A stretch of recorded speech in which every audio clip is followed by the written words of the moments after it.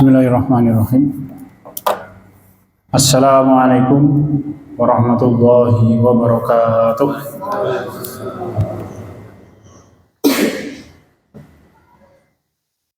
Alhamdulillahirabbil alamin. Innal hamdalillah nahmaduhu wa nasta'inuhu wa nastaghfiruh.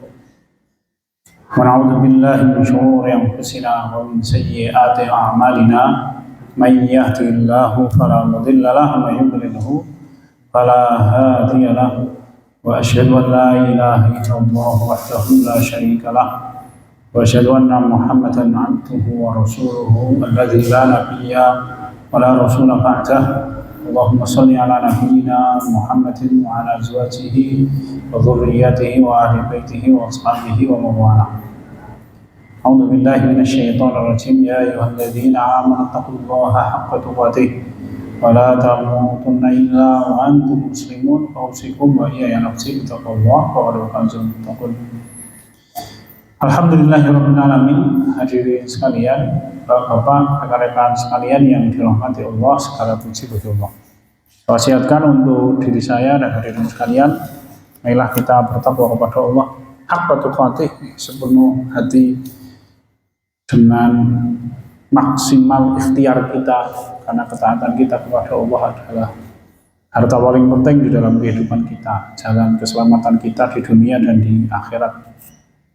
Meskipun mungkin orang yang mentaati Allah itu secara bentuk kehidupan celaka, tetapi hakikatnya dia selamat. Apabila orang mentaati Allah, menawi panjenengan membaca kisah peristiwa kekejamannya Ashabul Ukhdud yang diabadikan oleh Allah dalam surat Al-Buruj. As-sama'i dzatil buruj wal yaumil maw'ud wa syahidu wa mashhud. Qutila ashabul ukhdud an-nari dzatil waqud. Qutila ashabul ukhdud, celaka besar orang-orang yang membuat parit. An-nari dzatil waqud, ingatlah ketika mereka menyalakan api di dalam parit itu. Wahum 'alaiha qu'ud, dan mereka duduk-duduk di sekitar parit itu. Wahum 'ala ma yaf'aluna bil mu'minina syuhud, dan mereka menyaksikan apa yang mereka kerjakan berupa kekejaman kepada orang-orang yang beriman kepada Allah. Jadi Ashabul Ukhdud ini sekelompok orang yang menguasai negeri Yaman pada waktu itu, sebelum Nabi Muhammad SAW. Mungkin kalau jarak usianya itu antara Nabi Muhammad SAW dengan Ashabul Ukhdud itu menurut seperangan ulama ya sekitar 300 tahun sebelum kenabian Nabi kita Muhammad SAW. Apa yang mereka kerjakan, ada orang-orang yang beriman. Ini kisahnya kalau kita ceritakan panjang, kisah Abdullah bin Tamr itu. Intinya saat negara ini mlebu Islam. Ya, Islamnya waktu itu Islamnya Nabi Isa alaihissalam, karena mereka adalah pengikut ahlul kitab yang beriman, yang tidak menyekutukan Allah. Itu sak negara, rakyatnya tetapi. Ketika melihat rakyatnya semuanya masuk Islam, maka raja dan pasukannya marah, kemudian mereka membuat parit. Lalu parit itu diisi dengan menggunakan kayu bakar, dibakar, kemudian orang-orang yang beriman ini diobong urip-urip. Peristiwa itu diabadikan oleh Allah dalam surat Al-Buruj. Secara fisik, orang-orang yang beriman ciloko itu, ciloko mencit. Kenapa? Karena mereka semuanya mati dalam keadaan terbakar. Jumlahnya berapa? Imam Ibnu Katsir menyampaikan kira-kira sekitar 15 sampai 24 ribu orang. Diobong bareng-bareng. Tetapi hakikatnya mereka itu beruntung. Kenapa? Karena mereka mati dalam keadaan mempertahankan agama mereka dan mereka mlebu swarga. Langsung lah gampangan itu. Mereka dihitung sebagai orang-orang yang mati syahid. Sebegitu mulianya mereka sampai dikisahkan oleh Nabi kita Muhammad SAW, ketika ada di antara 15 atau 24 ribu orang ini ada yang ragu-ragu, seorang ibu. Karena dia bersama dengan bayinya memilih untuk kembali murtad dari agama Allah, khawatir apabila dia tetap beriman kepada Allah, bayinya melu diobong. Pada waktu melihat sang ibu ragu-ragu, maka Allah menguatkan ibunya dengan bayinya yang tiba-tiba iso ngomong cetro. Ya, intinya menguatkan, wahai ibu tidak usah ragu-ragu, ya ambil bareng gue ya. Kemudian ibu itu dan anaknya masuk ke dalam api dalam keadaan tetap beriman kepada Allah dan mereka masuk surga. Okay. Jadi mentaati Allah itu tetap jalan keselamatan dunia dan akhirat. Okay. Ini prinsip yang tidak boleh kita ragu. Seseorang yang beriman kepada Allah, dia harus meyakini bahwa jalan keselamatan itu ya mentaati Allah. Seseorang yang beriman kepada Allah, dia percaya bahwa yang menyelamatkan dia itu ya hanya agamanya Allah. Maka kalau ada orang yang meyakini semua agama baik dan benar lah, jadi aneh kenapa dia milih Islam. Kalau kita memilih Islam sebagai agama kita karena kita menganggap bahwa Islam itu yang benar. Begitu. Hadirin sadani Allah wa iyyakum, monggo kita laksanakan. Pertemuan kita paling akhir kita membahas 6 macam al-fikrah, ya berpikir, tahdiqul qalbi ila jihadil matlub iltimasan lahu. Jadi fikrah, berpikir, mulai mengarahkan hati kita, jiwa kita menuju sesuatu yang kita kehendaki, ya. Untuk apa? Untuk kita raih atau kita kerjakan. Kemarin sudah kita bicarakan ada 6. Satu, fikrah yang terkait dengan ilmu dan ma'rifah, yaitu membedakan antara hak dan batil, membedakan antara sesuatu yang Allah tetapkan dan sesuatu yang Allah hilangkan. Kemudian yang terkait dengan at-thalab wal iradah, terkait dengan tuntutan dan kehendak manusia, kehendak, ya. Apa itu? Yaitu fikrah yang membedakan antara at-tamyiz bainan nafi' wad dhar, membedakan antara yang bermanfaat dan yang merugikan. Ya. Kemudian yang ke-5 dan 6 adalah fikrah ukhra fit thariqi ila husuli ma yanfa'u fayaslukuha. Yang ke-5 adalah berpikir tentang jalan untuk menuju sesuatu yang bermanfaat itu, lalu kemudian dia berjalan di atasnya. Yang paling akhir adalah jalan yang menghindarkan kita dari sesuatu yang membahayakan, kemudian kita tinggalkan. Nah, ini ringkesan nggih materi kita sebelumnya. Kita laksanakan sekarang.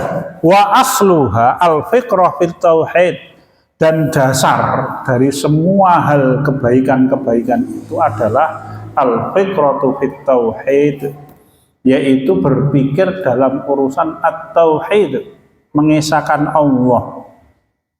Kenapa? Karena ini dasar dari semua manfaat kehidupan dunia manusia.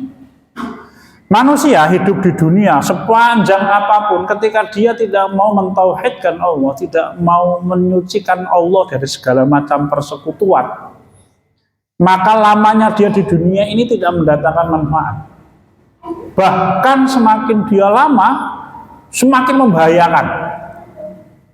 Rasul kita Muhammad sallallahu alaihi wasallam wonten ing seperangan riwayat paring sabda kama qala khairun nasi man tala umruhu wa hasuna amaluhu wa syarrun nasi man tala umruhu wa su'a amaluhu. Saapi-apike manungsa iku wong kang tala umruhu, umure dawa, wa hasuna amaluhu, dan amalnya baik menurut Allah. Panjang dan dia soleh, setia dengan Allah. Bahkan sampai di dalam bagian riwayat punika Nabi Muhammad sallallahu alaihi wasallam ngendika, Allah itu ketika orang yang beriman sampai usia 60 tahun lebih dia masih beriman dan taat kepada Allah, itu Allah malu kepada orang itu nek ra diapura dosane. Ya. Sampai seperti itu. Kenapa? Karena memang dia sudah beribadah kepada Allah dalam jangka umur yang panjang menurut umatnya Nabi Muhammad. Ya, kalau umat-umat sebelum kita itu umurnya memang panjang-panjang. Ibadah 100 tahun itu mungkin bisa jadi hanya 1/5 kehidupannya, ya. Tapi kalau kita yang 60-70 tahun kata Kanjeng Nabi Muhammad, wah 60 tahun itu sudah panjang kehidupan kita. Jadi orang itu semakin panjang umurnya, semakin baik amalnya, maka semakin bermanfaat. Hanya wasarun nasi man tala umru wa su'a amaluhu. Tetapi seburuk-buruk manusia, Nabi Muhammad kan dikatakan al-kamakola, itu orang yang umurnya panjang dan amalnya buruk. Semakin panjang, semakin berbahaya. Wonten ing seperangan riwayat Nabi Muhammad menika ngendika salasun la yukallimuhumullahu yaumal qiyamati wa la yuzakkihim wa la yanzuru ilaihim wa lahum adzabun alim. Ada 3 kelompok manusia yang mana Allah di hari kiamat itu tidak akan mengajak berbicara orang itu, tidak akan dilihat oleh Allah, dan bagi mereka siksa yang sangat pedih. Salah satunya di antara 3 penyebab syaikhun janin, orang tua bangkotan itu tidak zina. Ini wah keterlaluan, rematik yo aneh-aneh. Saya pernah dapat cerita dari seorang ikhwan. Beliau ini pekerjaannya zaman semanten iki macam-macam nggih. Beliau punya usaha macam-macam. Ya ning pas niku maklar lemah.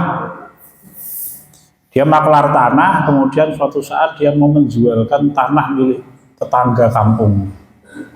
Usianya sekitar 60 sekian tahun. Maka kemudian rencang ini cerita dengan saya, dia datang ke tempatnya Mbah Putri nih, 60 sekian tahun itu. Pas jagongan tentang tanah, tidak lama kemudian kok tiba-tiba Mbah Putri ini mengkode. Mas saiki kowe rasa suwe-suwe ning kene ya iki Mas kuarep teko. Mas kuarep teko iki gandeng cah enom. Di ngono ya wong tuwa lah tambah penasaran. Mas iki sapa?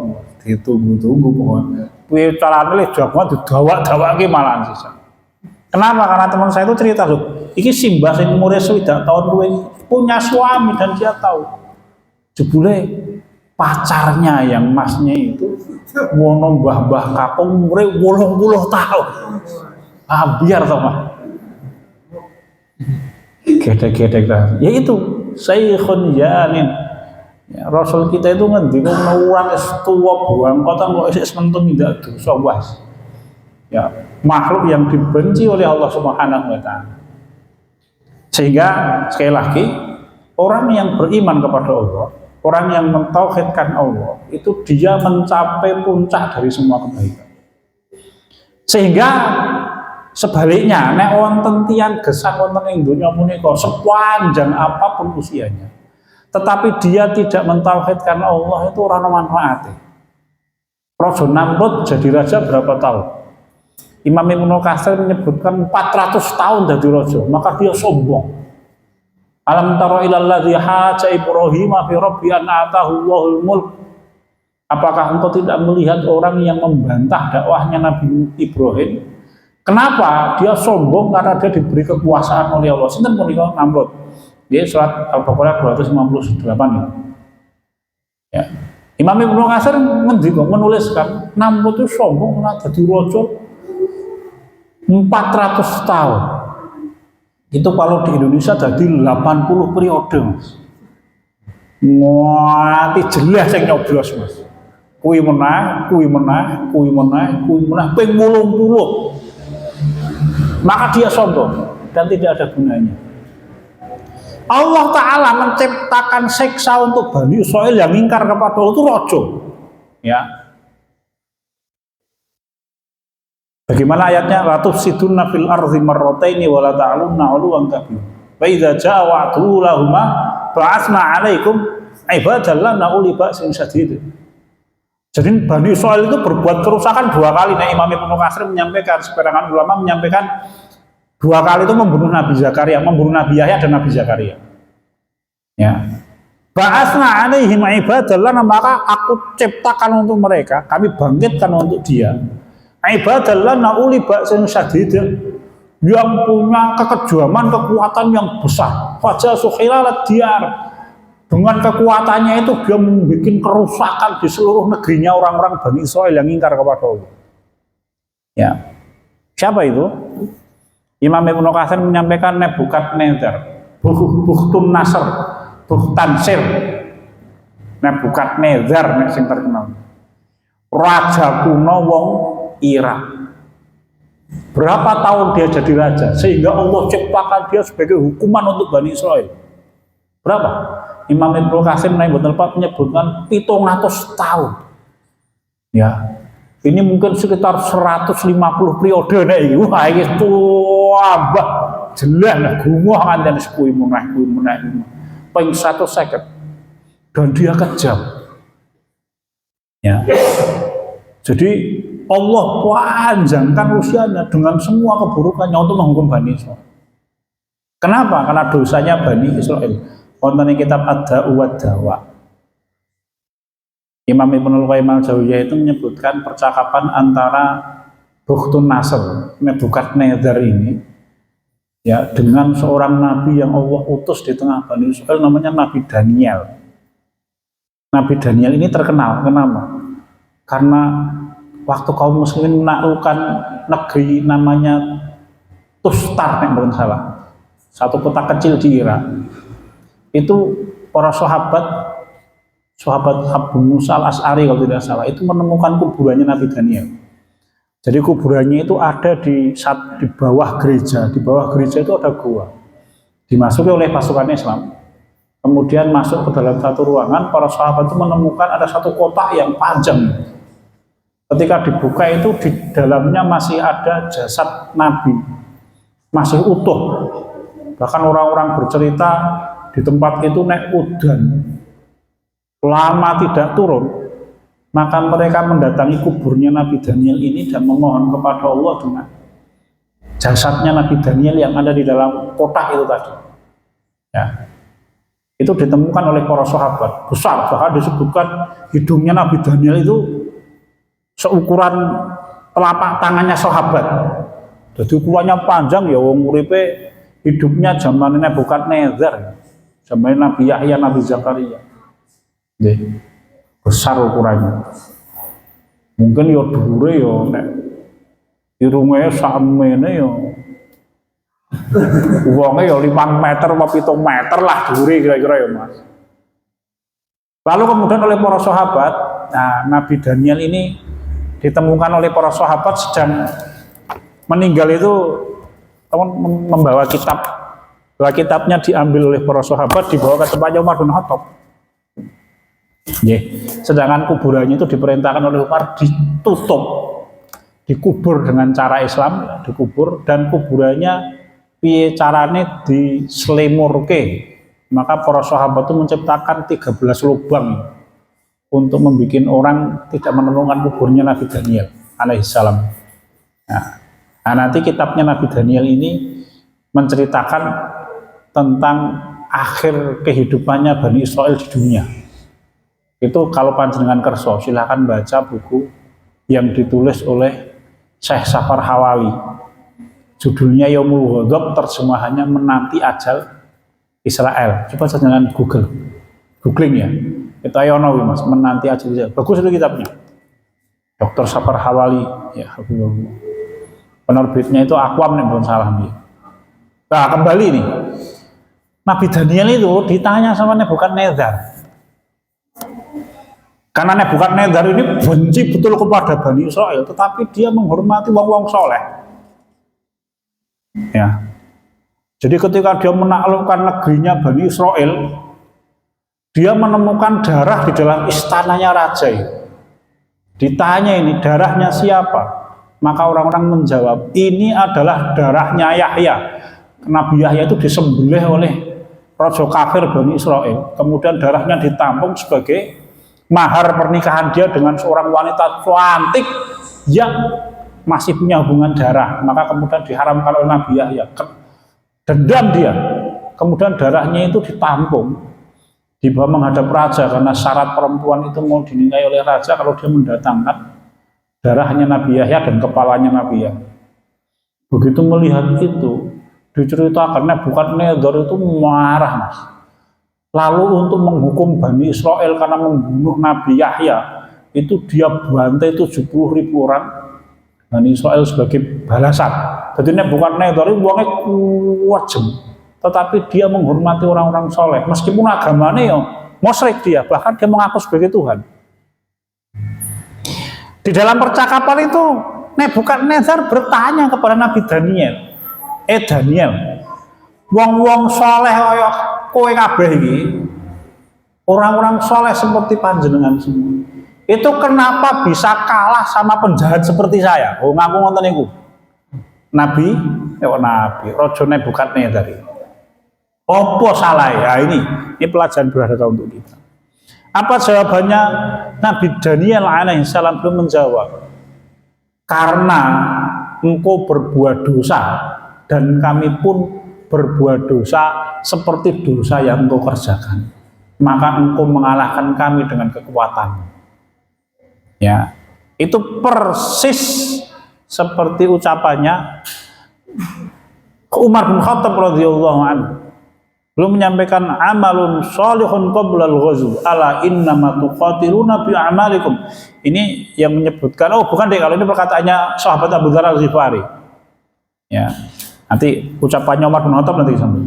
Abu Dzar Al-Ghifari itu menyampaikan ketika para sahabat muda-muda dan para tabiin mau masuk perang itu belum mengingatkan, ayo perbanyak amal soleh dengan sebelum kita masuk berperang di jalan Allah. Kenapa? Karena kita itu berperang dimenangkan oleh Allah dengan amal soleh kita. Nah Umar bin Khattab ngendika, kita itu dimenangkan oleh Allah karena ketaatan kita kepada Allah. Kalau kita bermaksiat seperti maksiatnya musuh-musuh Allah, maka mereka akan mengalahkan kita dengan kekuatan dan jumlah pasukan. Nih. Itu persis kayak ucapannya kuwi mau Raja Namrud. Ya, seperti ucapannya Nabi Daniel ketika ditanya oleh Raja Namrud. Karena kami berbuat dosa seperti dosa yang kau kerjakan, maka Allah menghukum kami dengan kekuatanmu. Ya. Kalau misalkan Bani Israil itu bertakwa kepada Allah, kalah itu Raja Nebukadnezar. Sebesar apapun pasukannya, oh kalah tetap. Bapak-bapak nyobi panjangan bika sejarah. Ini pentingnya tauhid, pentingnya mengesahkan agama Allah. Di dalam tafsir Ibnu Katsir surat Ali Imran ayat 157 ini salah, itu kan ada ayat panjang ya. Jadi Imam Ibnu Katsir itu menyampaikan kisah percakapan antara dua orang sahabat utusannya Amirul Mukminin Khalifah Abu Bakar As-Siddiq radhiyallahu anhu dengan Heraklius. Dua orang sahabat ini datang diundang pergi ke istananya Heraklius di mana ini? Istanbul. Wah tuh banget mas. Ya. Begitu masuk ke istananya, dua orang sahabat itu bertakbir. Allahu Akbar, istananya miring loh mas. Gempa besar menimpa istana itu. Mau sahabat itu takbir lagi. Allahu Akbar, istananya goyang loh mas, arah ambruk. Sampai Heraklius bilang, udah berhenti. Kemudian Heraklius bertanya, apakah kalau engkau bertakbir di kampung kalian yo gempang ini? Enggak, gitu. Nek gempang ada nih masjid ambruk, gitu. Apakah kalau engkau pergi ke istanaku takbir ini, wow iso runtuh nih? Iya, betul. Para sahabat sampai seperti itu. Meng takbir loh mas. Kenapa? Ya karena tauhidnya kepada Allah kuat. Panjangan baca sejarah lagi, tapi Imam Ibnu Katsir itu mengisahkan, tapi di dalam Al-Bidayah wa Nihayah kalau yang ini. Pasukan tafsir Ibnu Katsir. Amr bin As itu meminta izin kepada Amirul Mukminin Umar bin Khattab untuk menaklukkan Mesir. Dikirimlah 6.000 orang, disetujui oleh Umar bin Khattab radhiyallahu anhu, lalu kemudian belum mengirim 6.000 pasukan, sahabat dan tabi'in. 6.000. Rupanya jumlah pasukan Romawi yang menjaga Mesir itu besar, sekitar 120.000 orang. Maka oleh Umar bin Khattab dikirimlah 3.000 orang. Ya, plus 3 orang pahlawan yang kata Umar ini setara dengan wong 3.000. Berarti berapa? Serupa dengan 6.000 orang. Makanya jumlahnya yang dikirim yang 3.000 plus 3 loh mas. Meng 3 iki koyo dene wong 3.000, Zubair bin Awam, Salah bin Aqwa sama Miqdad bin Al-Aswad. Wong 3 iki. Wong siji koyo dene wong 1.000. Ya. Wes gampangane 9.000 lah. Plus 3 berarti 12.000. Ya, 12.000 itu berperang melawan 120.000 pasukan. Dikepung lah, sing dikepung sama mas. Sing dikepung itu 120.000 orang pasukan Romawi di kota-kota itu dikepung oleh para sahabat. Nek kudune wong gelut 10 lawan 100 kan sing dikepung wong 10 gitu mas.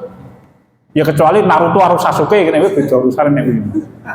Lah iki menungso biasa iki. Ini sahabat yang mengepung orang-orang Romawi di kota-kota itu. Makanya jumlah mereka jauh lebih besar. Apa itu? Ya tauhidnya kepada Allah. Ya. Siapa yang menaklukkan Andalusia itu Tariq bin Ziyad. Itu kan membawa berapa? 6.000 pasukan untuk menaklukkan Andalusia. Sak Spanyol itu memang digeruduk wong 6.000 loh Mas. Kalah itu. 700 tahun kemudian ketika kaum muslimin akhirnya terusir dari Andalusia, itu kota Cordoba saja itu 1 juta orang loh kaum muslimin. Tetapi kaum muslimin surah kelingan roh Gusti Allah. Saking makmurnya mereka urip sak penake dhewe akhirnya terusir dari Andalusia itu jumlahnya 1 juta orang. Makanya dulu simbah-simbah mereka 700 tahun sebelumnya itu menaklukkan Andalusia dengan jumlah pasukan yang 6.000. Apa ini? Tauhid yang membedakan. Maka aslul fikrah adalah at-tauhid. Dasar pokok dari semua pemikiran manusia itu adalah memikirkan tauhid. Apa itu istihdharu adillatuhu? Istihdharu adillatihi. Satu, yaitu ya ketika kita mentauhidkan Allah, kita berpikir dalil yang menguatkan tauhid. Ya. Tauhid itu kewajiban pertama, gitu. Setelah itu adalah belajar tauhid. Ya, yang paling utama tauhid sih. Pokoknya mlebu Islam sih. Maka kalau ada orang non Muslim, siapapun agamanya, kepengen mlebu Islam, tuh, mas, mlebu Islam, sinau sih, jangan begitu. Mlebu Islam sih. Setelah mlebu Islam, baru kewajiban keduanya adalah sholat dan belajar Islam. Maka Imam Ibnul Qayyim al-Jauziyah menyampaikan, apa itu fiqh fit tauhid? Satu, istihdhar adillati. Belajar tentang dalil-dalil tauhid untuk menguatkan keimanan kita kepada Allah Subhanahu wa taala. Ya memang kudu sinau. Kenapa kita memilih agama Islam sebagai agama kita? Nah, itu kan kita butuh alasan loh. Wane ulo ingin melu mbah-mbah ulo ya tetap sah Mas. Tetapi dasar orang masuk Islam yang melu-melu agamanya simbahnya itu dasar yang tidak kokoh. Saya atau orang mlebu Islam karena pernikahan, ya tetap sah, ditompol oleh Allah. Kalau dia ikhlas tetap diterima. Hanya dasar seperti itu tidak kokoh. Saya itu dulu sebelum pergi itu beberapa kali diminta untuk mensyahadatkan orang. Rata-rata itu pengen menikah. Jadi istrinya mensyaratkan untuk masuk Islam kalau dia menikahi. Maka kemudian laki-lakinya ini menikah. Nyunampeten mlebu Islam. Saya pernah ketika diminta mensyahadatkan sekali Mas. Sekali itu masuk Islam karena memang dia mencari.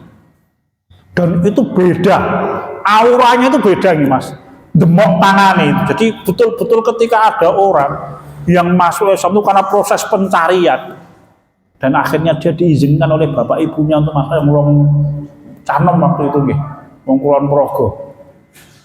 Itu betul-betul ketika dipegang tangannya terus ngoplok itu Mas, betul-betul dia itu sesuatu yang besar bagi dia. Nggih. Kelihatan wajahnya berkaca-kaca, tenanan Mas. Ya ada yang nganti nangis barang toh. Kenapa? Karena itu proses pencarian yang panjang. Ya, maka kita, mereka kan iso mbedake yo, karena mereka pernah merasakan agama yang lain lah. Sekarang masuk Islam, mereka punya alasan ini. Orang-orang yang mencari ini, kita yang kawit cilik pancen wis dadi wong Islam.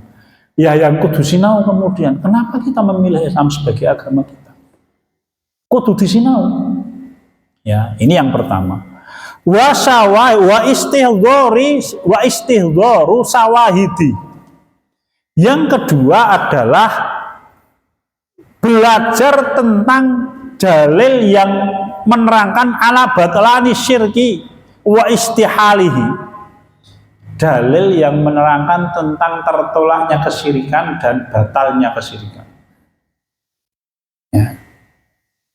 Syirik itu apa? Butuh dipelajari agar kita tidak menyekutukan Allah. Syirik itu bisa membatalkan syahadat atau tidak. Syirik itu bisa mengekalkan manusia di neraka atau tidak. Butuh disinau. Agar apa? Agar memang tauhid kita kokoh, karena ini dasar dari semua pemikiran. Jadi ilmu yang paling penting setelah kita masuk Islam adalah yang menguatkan tauhid kita, menguatkan keimanan kita kepada Allah. Wa annal ilahiyah yastahilu subutuhal li'ithnaini. Kemudian yang ketiga ya, menetapkan dalil bahwa ketuhanan tidak mungkin diberikan kepada dua Tuhan. Maka Allah menyampaikan tentang Al-Quran, lauka nabihi ma'alihatun illallah la fasadata. Kalau di langit dan bumi itu ada dua Tuhan, maka akan rusaklah langit dan bumi. Kenapa? Karena Tuhannya berkelahi saling memperebutkan kekuasaan, dan Allah tidak sudi. Kenapa? Karena Allah Maha Kuasa. Sehingga apabila ada orang yang meyakini ada Tuhan yang Maha Kuasa selain Allah, marah Allah Ta'ala. Allah itu Al-Mutakabbir, gitu namanya. Ya, Allah itu Ar-Rahman, Ar-Rahim, Al-Malik, Al-Quddus, dan lain. Abdul Quddus, Abdul Rahman, ya, Abdul Rahim, dan lain-lain. Ada nama yang lain, namanya Al-Mutakabbir. Ini ya jadi jenengi Abdul Mutakabbir, itu tadi kok piye ngono lho Mas, jenenge nek oleh ki oleh wong jenenge Gusti Allah, ya asmane Gusti Allah. Allah itu sombong. Apa maknanya Allah sombong? Nek seperangan ulama ngendika, menawi seperangan ngendika, sombongnya Allah itu kalau ada orang yang menyekutukan Allah, atau kalau ada orang yang mengaku sebagai Tuhan, ditantang Allah dan dihancurkan oleh Allah Subhanahu wa taala. Itu sombongnya Allah. Maka di dalam Al-Qur'an Allah Taala menantang orang-orang kafir. Ya. Ditantang untuk apa? Untuk mendatangkan Tuhan selain Allah Subhanahu wa taala kalau mereka mau. Orang-orang kafir yang tidak mau beriman kepada Allah diancam dengan apa? Dengan siksa yang sangat pedih. Wah, ini katanya Tuhannya Maha Pengasih, Maha Penyayang. Justru Tuhan yang Maha Pengasih dan Maha Penyayang itu harus memperlihatkan kekuasaannya. Salah satunya dengan cara apa? Dengan cara itu, nek ono sing salah dihukum, nek ono sing ngoyal dilabrak. Itu bukti kalau dia Tuhannya Maha Kuasa, meskipun dia Maha Pengasih dan Maha Penyayang. Nanti kalau Tuhan yang Maha Pengasih, Maha Penyayang ini tidak bisa menghukum sama sekali makhluknya yang berbuat dosa. Jadi aneh, ini tenang berkuasa apa ora? Ya kayak mengaku-ngaku, oke? Mau biodatamu palsu ini kamu. Allah Ta'ala itu Maha Kuasa atas segala-galanya. Maka Allah buktikan dengan cara apa itu? Nek ono wong ngoyal dihukum oleh Allah ketika Allah tidak memberi ampun. Tetapi Allah itu menyampaikan bahwa rahmati yaghlibu ghadabi. Rahmat Allah itu mengalahkan murkanya Allah. Jadi nek ana wong sak jeke urip kok menyekutukan Allah, sehari sebelum mati dia masuk Islam, ya wis diapura dosane. Itulah rahmatnya Allah. Nggih. Amalun qalilun wa ujira katsirun. Rasul kita ngendika amalnya sekedhik ning ganjarane gede. Rasul kita itu suatu saat ketika perang Khaybar, nek mboten salah perang Khaybar nih, diadang oleh seorang Arab Badui. Ya biasa ya, orang Arab Badui itu orangnya apik-apik, jujur-jujur, apa adanya. Meng unggah-ungguhe kurang. Begitu ketemu tuh langsung tanya sama Rasul. Ya, bahkan kalau panjangan membaca kisah-kisahnya orang Arab Badui itu, kalau memanggil Nabi kita Muhammad SAW enggak, Nabiullah enggak, langsung jenenge, ya Muhammad. Ya, presidennya loh Mas. Presiden sebut jenengi langsung ngaramane. Dan Rasul kita tidak marah. Ya. Tidak marah. Orang ini bertanya, mana yang harus saya kerjakan? Nah, saya ikut perang jenengan, apa mlebu samsing? Maka Rasul kita mengatakan aslim summa qatil wa qatala wa qutila. Faqala amalun qalilun wa ujira katsirun. Rasul kita ngendika, nggih. Mlebu samsik Mas, berarti lagi perang. Maka dia masuk Islam, langsung maju perang. Kemudian mati syahid Mas. Rasul kita ngendika amale titik ning ganjarane. Gedhe tenanan. Ya. Kenapa? Karena singkat kehidupannya dia pakai untuk mentauhidkan Allah dan dia beramal di puncak amal kebaikan. Sehingga ketika dia mati, guanjane paling gede meskipun singkat, dan itulah rahmatnya Allah. Imam Ibnu Katsir mengisahkan panglima kavalerinya pasukan Romawi ketika perang Yarmuk. Anjenengan bika wonten Al-Bidayah wa Nihayah wonten. Ya. Namanya Gregorius. Ya, Gregorius. Gregorius ini siapa? Komandan pasukan kavalerinya pasukan Romawi Timur yang pimpinannya itu sekitar 40.000 atau 70.000 pasukan berkuda. Romawi, Mas. Wah, dahsyat itu. Nggih. Luar biasa. Dia kepengen masuk Islam ketika menjelang perang Yarmuk. Akhirnya di pagi hari dia masuk Islam. Sore hari terbunuhlah dia di pihaknya kaum muslimin. Ming sholat 2 rakaat bersama dengan Khalid bin Walid, diimami oleh Khalid. Dia sholat 2 rakaat di belakangnya Khalid. Sing diwaca apa? Mesti udah Al-Fatihah. Ra mungkin apa? Apal ora Mas? Makin mlebu Islam kok. Ora apa? Yakin saya. Dan kemudian sore hari dia terbunuh. Itu Rasul ngendika, amalun qalilun wa ujru katsirun. Amalnya segede, pahalanya besar. Itulah rahmatnya Allah Subhanahu wa taala. Ini ora sempat ngopo-ngopo, Mas. Wis mingkui. Maka Allah itu saya sangat pedih, tetapi rahmatnya maha luas sehingga kita tidak boleh berputus asa dengan rahmatnya Allah. Kama yastahilu thubutir rububiyyati li itsnaini. Kama yastahilu thubutur rububiyyati li itsnaini.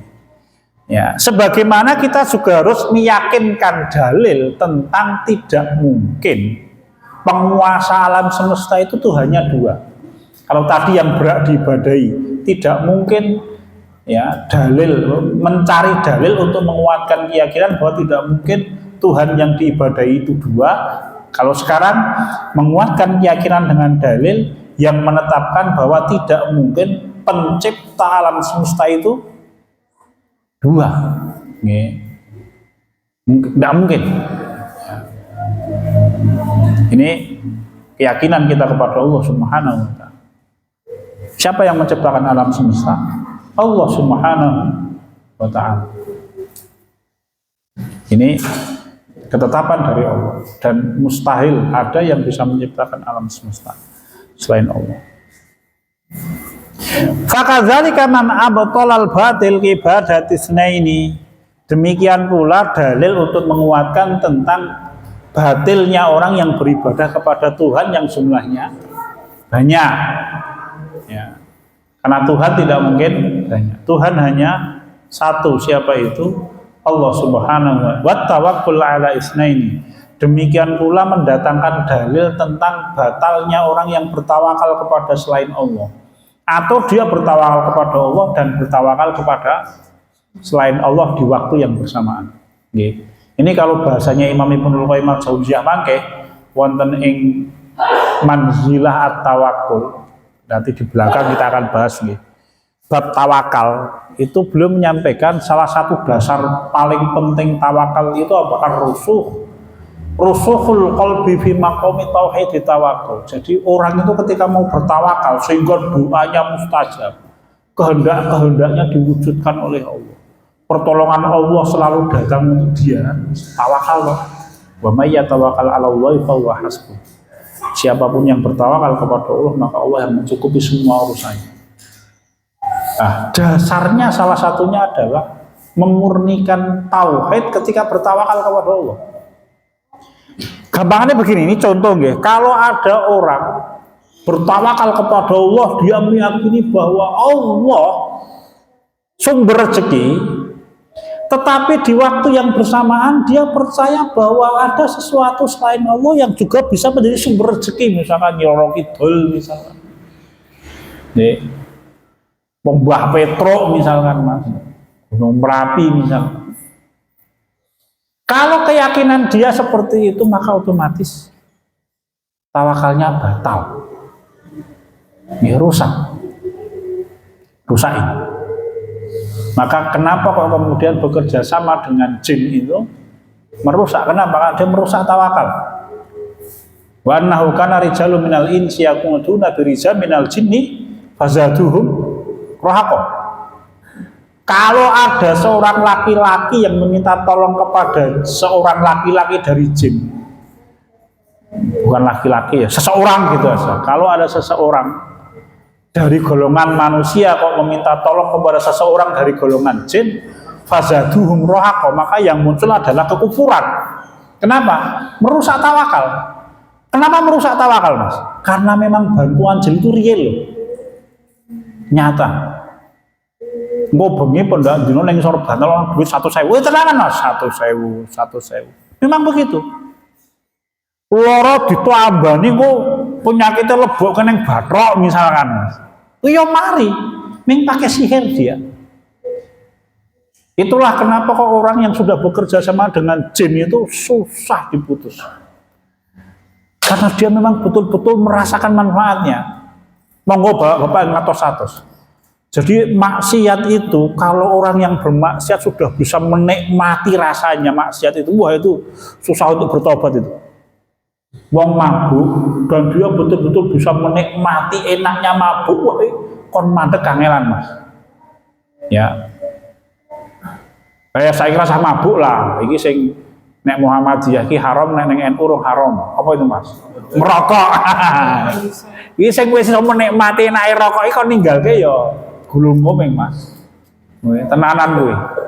Wah, ngalep wol. Kenapa sudah bisa menikmati? Apa saja itu dosa ya? Minum-minuman keras lah, zina dan lain-lain. Demikian pula kerjasama dengan jin itu susah, minta ampun. Kenapa? Karena betul-betul dia bisa nyata itu. Ya. Kalau saya pernah dapat ceritanya asli nih. Itu bahkan orang yang 1.000 loh, Mas. Itu bahkan jinnya itu kalau datang membantu dia, itu wujudnya kardus. Isinya duit kabeh, sak kardus. Itu maling jenis mungkin jenis nyambut gawe macul itu tetap nyolong nih, Mas. Apa jenis Mas kowe tak tulungi kok golek duit tukang pijet ya ora mungkin jenis. Pasti mencuri. Ya. Tapi kan real orang yang bekerja sama merasakan manfaatnya. Sedangkan jin itu kalau membantu pasti dia minta pengorbanan. Itulah kesyirikannya nanti. Saya itu pernah lihat di televisi. Televisi itu acara televisi, lupa saya itu televisi swastanya apa, itu ada seorang anak muda yang apa itu istilahnya paranormal itu pokoknya bisa melihat jin itu apa istilahnya? Indigo ya, Mas. Itu dia itu cerita, jadi dia itu kalau jalan itu ketemu biasa karena memang dia udah terbiasa musik kecil rawat. Nah sama angkornya sama pembawa acara itu ditanya, loh Nek kamu kan sering begitu, kalau pas zaman kuliah kenapa kok tidak minta tolong aja, minta tolong jawabannya. Dia menjawab ini, anak muda ini menjawab, jin itu kalau dimintai tolong mesti minta syarat, kata dia. Makanya dia perempuan nganggo jilbab loh, ngomong itu di televisi, satu televisi swasta itu. Jadi jin itu kalau dimintai tolong mesti nganggo syarat. Nah, syaratnya itu yang berbahaya. Setelah itu pengaruhnya apa? Menghancurkan tawakal manusia kepada Allah Subhanahu wa taala. Meskipun sok-sok ya ambiar saja nih, Mas. Saya itu zaman biyen, nek saiki lulus zaman tahun 2000-an berapa itu saya itu punya murid kuliah pokoknya jenius. Itu kuliah di salah satu sekolah tinggi ekonomi. Bocah itu pinter banget, kok ora tembus universitas negeri, Mas. Kuliahnya itu kuliah di salah satu institut sekolah tinggi ilmu ekonomi lah pokoknya. Pinter banget. Saya itu dapat cerita dari teman-temannya. Karena dia kan aktivis kampus aktivis ngaji di kampus. Nah, terus diceritakan sama teman-temannya kenapa ini bocah jenius kok ora tembus universitas negeri. Dia ceritanya begini, jadi dulu zaman SMA, Dia itu sukanya klenik, pokoknya bau-bau kejawen itulah, kerjasama dengan jin. Lah, pada waktu menjelang UMPTN zaman semanten nggih. Zaman dulu kan namanya UMPTN, sekarang apa? SNBPTN atau apa gitu. Ujian masuk perguruan tinggi negeri itu loh. Dia mencari jawabannya itu tekon karo dukune Mas. Ya. Makanya mungkin dukune iki ora rampung di sekolah mungkin Mas. Tekoni soal matematika, kimia, fisika loyo ambiar. 2 kali gagal seluruhnya. Jawabannya dukune ora bener wong dukune tekon karo jine ora sinau kimia lah ambiar ya Mas. Jawabannya salah, orang ketemu akhirnya 2 kali kesempatan itu. Oh, jebule jawabannya gitu Mas. Pinter tenan bocah Mas. Ya, betulan itu. Murid ngaji saya salah satunya dulu. Ya. Batil memang batil itu akan mencelakakan nggih, cepat atau lambat. Bala tasihul ibadatu illa bi ilahil haqq Rabbul Haq wa huwallahul wahidul qahhar. Nah, kemudian juga menetapkan dalil-dalil yang menguatkan bahwa ibadah kita tidak akan diterima oleh Allah, tidak akan benar kecuali hanya beribadah kepada ilah ya, yang berhak diibadahi satu-satunya dan penguasa alam semesta satu-satunya yang hakiki, yaitu Allah Subhanahu wa ta'ala. Ya, ini adalah fiqratut tauhid. Wa fiqratut tauhid hadhil fiqrah hiya haqiqatul barra'i wal walla. Pentingnya memikirkan belajar sinau tauhid juga alasannya kenapa? Karena dia adalah hakikat dasar dari al-walla'u wal bara, kewajiban kita untuk memihak. Ya. Jadi ketika kita beriman kepada Allah, kewajiban kita memihak Allah. Itu ada dalilnya. Ya. Al-wala itu siapa yang kita berikan kesetiaan, wal barra itu siapa yang harus kita jauhi. Sedekat apapun hubungan darahnya, kalau diwajibkan untuk jauh ya kita harus jauh. Ya. Ini al-wala wal barra. Itu pentingnya memikirkan tauhid, sinau tauhid agar kita memahami siapa yang harus kita berikan kesetiaan, ojo nganti salah. Ya, innalladzina tawaffahumul malaikatu dzalimi anfusihim qalu fima kuntum qalu kunna mustad'afina fil. Itu kan ayat yang berkenaan dengan beberapa orang muslim ketika perang Badar. Apakah sesungguhnya orang yang dimatikan oleh Allah Ta'ala dalam keadaan berbuat zalim? Maka malaikat bertanya, ketika engkau mati, bagaimana? Di mana kalian? Kenapa kok kalian bisa bergabung dengan orang-orang musyrikin Quraisy? Qalu kunna mustad'afina fil. Maka orang-orang ini menjawab, kami dulu adalah orang-orang yang lemah di bumi, yaitu Mekah. Jadi ada beberapa orang yang sebenarnya dia hijrah, bisa, tapi dia tidak mau hijrah. Ketika perang Badar akhirnya oleh orang-orang musyrikin Quraisy, beberapa orang yang masuk Islam ini dipaksa untuk ikut perang Badar di pihaknya orang-orang musyrikin Quraisy. Bahwa ketika perang terjadi ya mereka bingung mau bertindak seperti apa. Ya. Akhirnya mendiam mereka. Gandeng le diam yang tengah-tengah peperangan yo akhirnya kenone nek ora tombak yo panah, nek ora panah yo kenone pedang. Akhirnya sebagian di antara orang-orang itu mati. Allah turunkan ayat itu. Ya. Ma'wahum jahannam, tempat kembalinya neraka jahanam. Di mana dia? Kenapa alasan dia masuk neraka? Dosanya apa? Dosanya salah memihak. Yang dihadapi adalah Nabi Muhammad SAW dan para sahabatnya.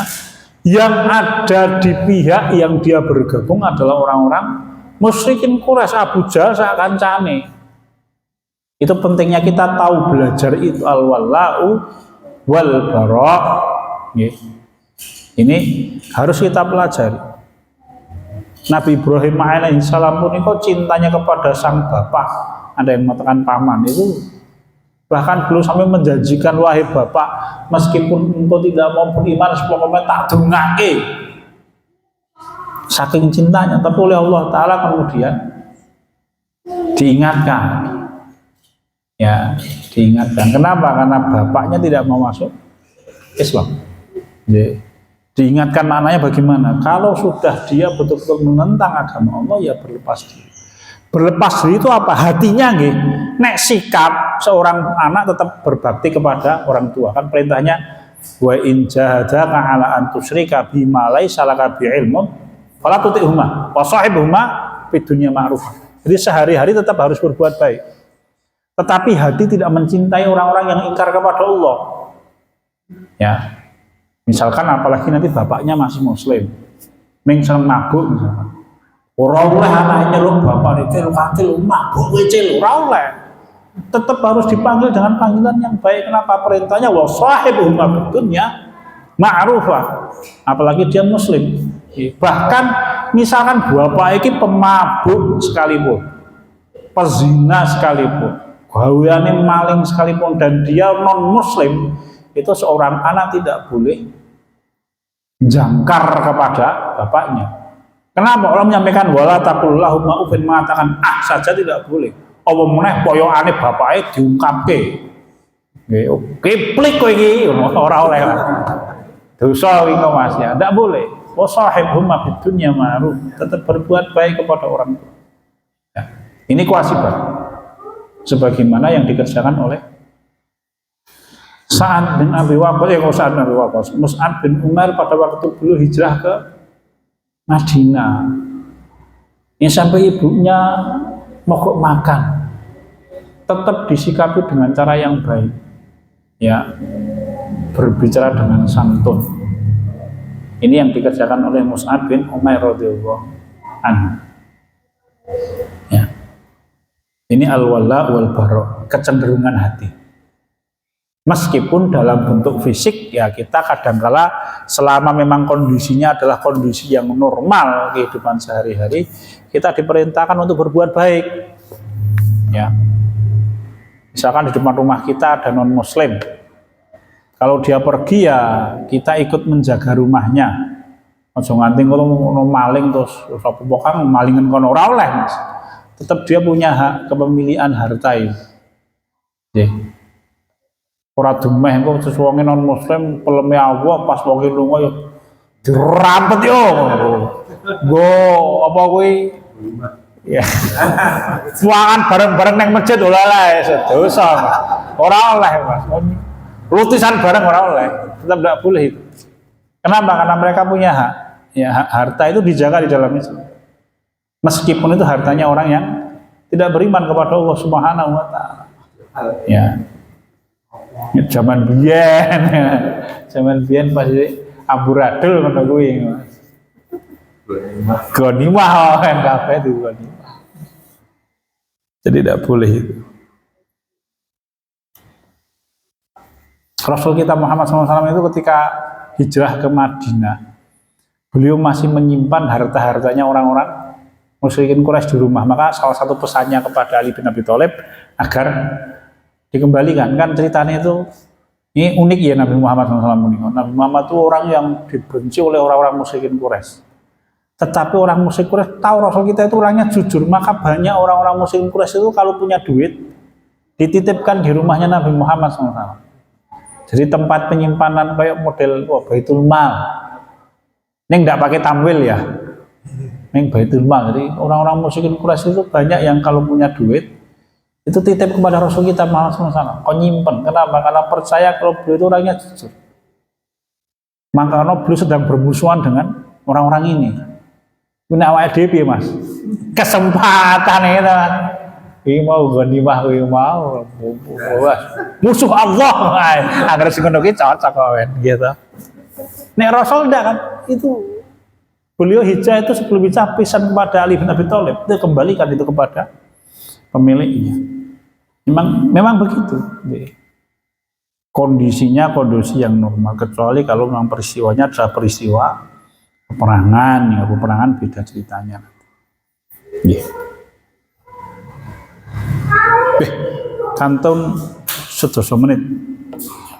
Cekap nggih, karena masih banyak ini poin-poinnya ini al-fiqrah ini.